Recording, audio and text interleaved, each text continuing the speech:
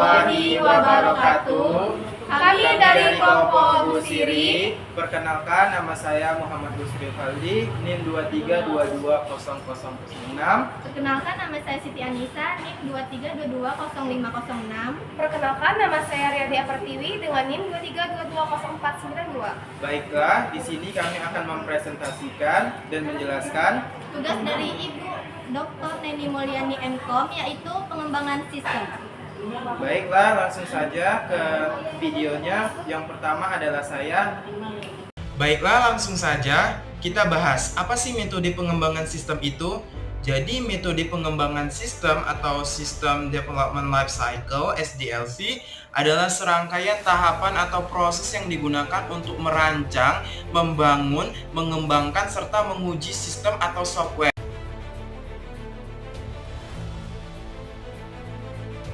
Tujuannya apa? Tujuannya tentu saja agar kita bisa menghasilkan sistem atau software yang berkualitas. Nah, SDLC ini lebih detailnya tujuan SDLC itu antara lain. Yang pertama, menyediakan alur terstruktur untuk menghasilkan. Yang kedua, menyelesaikan proyek dengan waktu yang singkat. Dan yang ketiga, memenuhi harapan klien, bahkan melebihinya. Yang keempat, mengantisipasi kesalahan dan mengurangi reward, yaitu kerja 2 kali. Nah, contohnya, sebuah perusahaan e-commerce ingin mengembangkan aplikasi mobile baru dengan menerapkan SDLC. Mereka dapat merencanakan fitur-fitur aplikasi, menganalisis kebutuhan pengguna, mendesain tampilan yang user-friendly, mengembangkan aplikasi dengan tahapan yang terstruktur untuk melakukan pengujian, dan untuk memastikan kualitas dan akhirnya merilis aplikasi ke pasar. Nah, sekarang kita bahas model-model SDLC. Yang pertama, ada metode waterfall. Metode ini tahapannya sequential, jadi harus diselesaikan satu persatu. Seperti air terjun, cocok untuk dengan spesifikasi yang jelas dan tidak banyak perubahan. Tahapannya itu yang pertama itu adalah analisis. Kita evaluasi sistem yang ada, lalu definisikan kebutuhan sistem. Baru, hal ini dilakukan untuk mendapatkan gambaran jelas tentang apa yang diharapkan dari sistem baru tersebut. Informasi tersebut umumnya diperoleh melalui survei, wawancara, dan diskusi. Selanjutnya, informasi itu dianalisis dan diolah sehingga pengembang memperoleh berbagai data yang mencakup lengkap terkait detail kebutuhan pengguna terhadap perangkat lunak yang nantinya akan dikembangkan. Berikutnya yaitu desain. Rancang sistem baru termasuk struktur data, arsitektur software, tampilan antarmuka, dan prosedur pengkodean. Mulai merancang arsitektur sistem, memilih teknologi yang akan digunakan, dan mendefinisikan bagaimana bagian-bagian dari sistem akan berinteraksi satu sama lain. Tahap tersebut meliputi kepentingan desain teknis seperti lapisan data, bahasa pemrograman, layanan, dan sebagainya. Spesifikasi desain umumnya akan dibuat untuk menguraikan logika bisnis yang nantinya akan diimplementasikan secara teknis. Tujuan untuk memberikan gambaran menyeluruh mengenai sesuatu yang akan dikerjakan dari tampilan dari suatu sistem yang diinginkan, sehingga keperluan hardware atau perangkat keras dan sistem supaya lebih spesifik. Didefinisikan arsitektur sistem yang akan disusun secara menyeluruh. Berikutnya yaitu testing. Uji coba sistem untuk memastikan semuanya berjalan lancar dan sesuai harapan. Setelah kode selesai, tahap pengujian dimulai. Pengujian dilakukan untuk memastikan bahwa sistem berfungsi dengan baik dan memenuhi kebutuhan yang telah ditetapkan di awal. Baiklah, saya akan melanjutkan materi dari teman saya tadi, yaitu tentang prototyping. Prototyping adalah salah satu metode pengembangan sistem SDLC yang dimulai dari tahapan analisis kebutuhan-kebutuhan yang dimana informasi itu didapat dari klien yang akan menggunakan sistem ini. Setelah dianalisis dan didapatkan informasi, selanjutnya kita membuat desain beserta contoh program untuk dibuat. Nah, kemudian setelah program contohnya dibuat, inilah yang disebut dengan prototype. Nah, setelah program contoh jadi, maka program contoh ini akan diserahkan kepada klien yang hendak menggunakan sistem atau program ini. Tujuannya yaitu untuk mendapatkan evaluasi dari mereka, apakah sistem atau program sudah sesuai dengan keinginan klien ataukah belum. Kemudian, hasil evaluasi tadi akan menjadi bahan evaluasi akhir. Dan setelah itu dilanjutkan dengan mendesain ulang. Tahap ini akan terus berlangsung sampai klien menyatakan bahwa program yang dibuat sudah sesuai dengan apa yang mereka inginkan. Kemudian, barulah program atau sistem ini dikembangkan sesuai dengan hasil akhir evaluasi dari klien. Setelah itu akan dilakukan testing terlebih dahulu, dan kemudian setelah lulus tahap testing, barulah program atau sistem ini akan dirilis. Kemudian ada sistem RAD.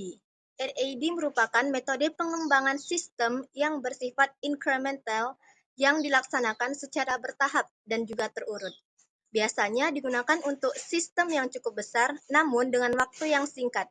Metode RAD mengadaptasi metode waterfall, namun dikerjakan dengan kecepatan yang lebih tinggi. Setelah program atau sistem melalui tahap testing, maka selanjutnya akan dihasilkan prototype. Namun, karena tahapan-tahapan ini dilakukan pada komponen-komponen kecil dari suatu sistem, maka hasilnya akan berupa prototype saja. Dan pada setiap komponen-komponen yang ada, dilakukan tahapan-tahapan yang sama sehingga menghasilkan prototype-prototype yang lain.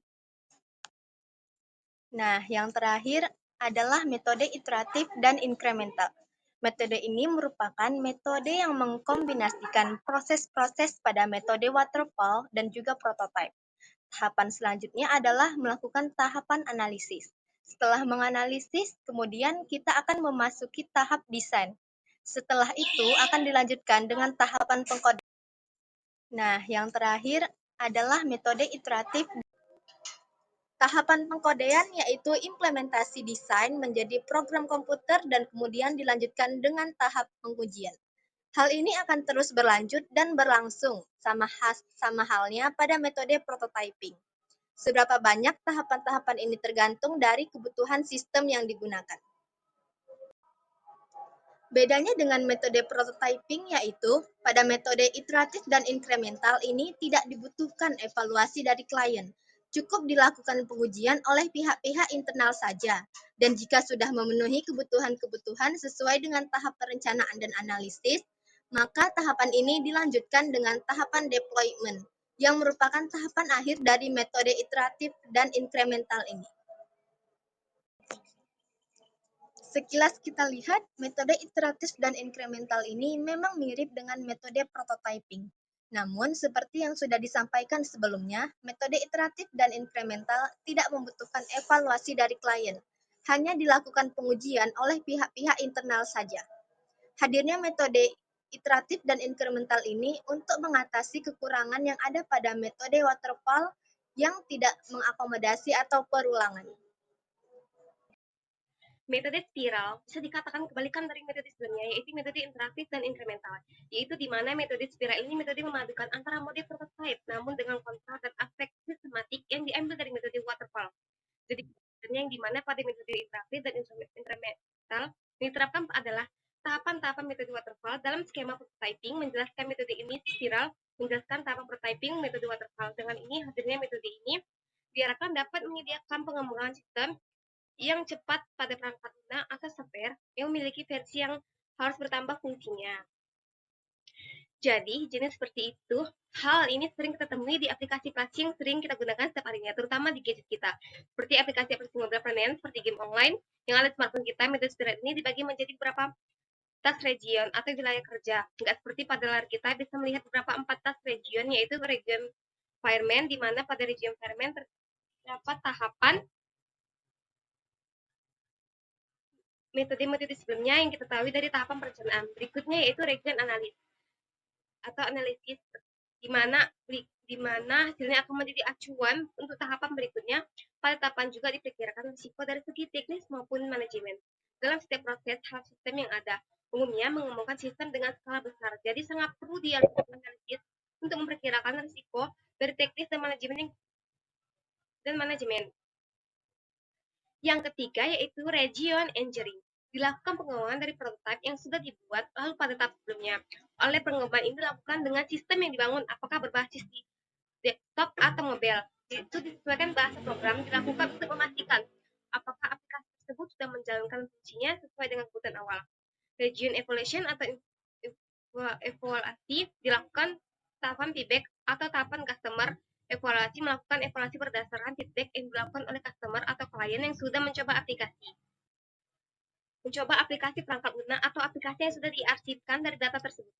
Feedback tersebut kita bisa mengetahui apakah aplikasi yang kita buat sudah sesuai fungsinya dan bisa menjadi perencanaan untuk membuat aplikasi tersebut menjadi sempurna. Baiklah, sekian dari video kami. Terima kasih telah menonton. Jangan lupa like, share, and subscribe ya. Dadah!